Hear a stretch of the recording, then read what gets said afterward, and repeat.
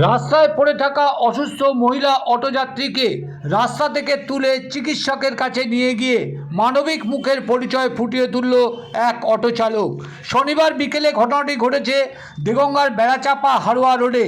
এদিন হাড়োয়া থেকে এক মাঝবয়সী মহিলা কালোয় অটো চেপে বেড়াচাপায় এসে নামেন।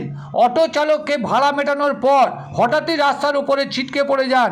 ঘটনাস্থলে হাত পা খিঁচুনি শুরু হয়ে যায়, যা দেখে অনেকেই ভয় পেয়ে কাছে না এগিয়ে গেলেও অটো চালক এগিয়ে আসেন জয়দেব দাস। তিনি একটি ভ্যানে ডেকে তার উপর মহিলাকে তুলে কয়েকজনকে সঙ্গে নিয়ে স্থানীয় চিকিৎসকের কাছে নিয়ে যান। চিকিৎসক বিপদমুক্ত হলেও মহিলার নার্ভের সমস্যা আছে বলে জানিয়েছেন চিকিৎসক। এরপর মহিলার কাছে থাকা মোবাইল মহিলার বাড়ির লোকজনের খবর দেন ওই অটো চালক। জানিয়ে কি জানালেন ওই অটো চালক তা শুনুন। পাশাপাশি দেখুন এইভাবেই অবনতি ঘটেছিল অটোর ওই মহিলা যাত্রী। তারপর তাকে নিয়ে গিয়ে চিকিৎসকের কাছে নিয়ে গিয়ে নজির সৃষ্টি করে অটো চালক।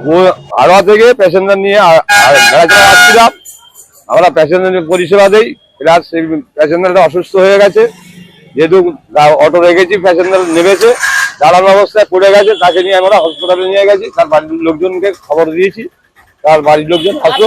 অটো নিয়ে গেলেন কেন? আপনি অটো চালক। আমি গেলাম কেন, যে আমরা তো ওই পরিষেবা দিই, তার জন্য যে আমাদের এটা কর্তব্য সেই পাশে দাঁড়াবার জন্য, তার জন্য আমরা হসপিটালে নিয়ে গেলাম বা ডাক্তারের কাছে।